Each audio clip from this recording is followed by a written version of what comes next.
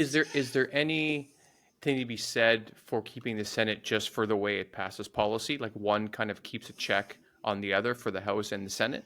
Or I mean, do you think more along the lines that maybe if you were just to keep the House of Representatives, then you would just need to pass a threshold of X amount of votes inside there to pass a law, and then you're off to the races? yeah, I mean that's the argument, right? Is this the senators serve for 6 years? It's meant to be cooler heads prevail, meant to be a little less subject to whim and fancy. That sounds like I sarcasm. don't. I mean, yeah, it does. I don't see that playing out.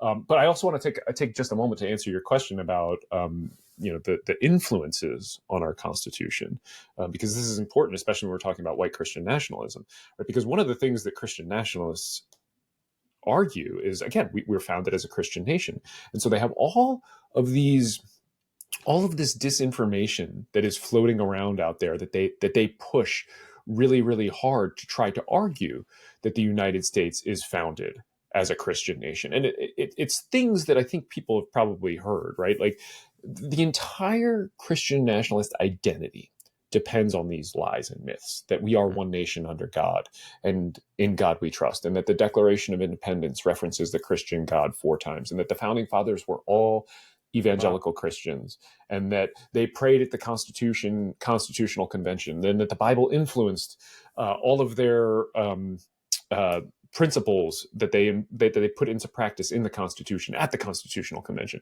and that George Washington knelt in the snow at Valley Forge, and that our laws are based on the Ten Commandments, right? All of that I debunk in the founding myth. But without the historical cover that those lies give, really Christian nationalism as an identity begins to crumble. But you raised a really crucial one, and that's one of the things you'll hear from them often, is that the Bible provided more influence than anything else for the founding generation. Come on. And they will argue that at the Constitutional Convention, it was the most cited book. And you'll hear what they are doing is they're taking a study and they're completely misrepresenting what that study says. And so that's something that I correct in the founding myth. But the really fascinating thing is that, like, at the Constitutional Convention, right? So this is in Philadelphia. This is where the founding fathers are getting together in Independence Hall. They've closed all the doors. They've taken a vow of secrecy.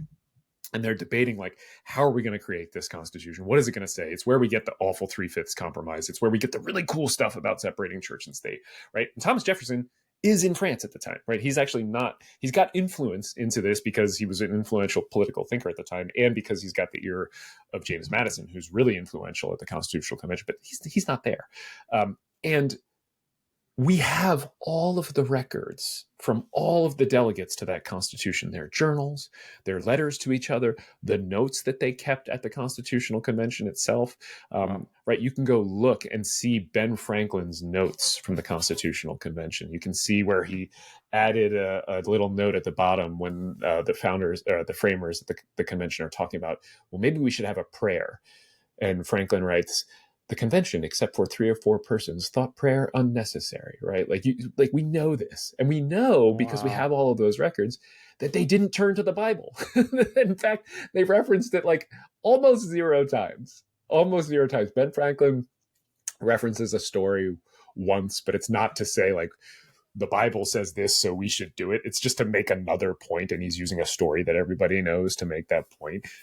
We know that instead they turned for looking at, like, how do we put these principles into practice, to the Enlightenment, to European thinkers, and then they skipped over basically all of Christian history and then go back to ancient Greece and Rome. So it's like they have ancient Greece and Rome, they skip a couple centuries, millennia, and get to the Enlightenment. And they're like, the Dark Ages in between, when Christianity ruled, we're not going to, that's how we don't want to do things, in other words.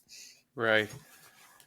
That is insane how far they are taking this, from everything that you've mentioned in the founding myth. It's like they're trying to build this evidentiary sort of history that never existed.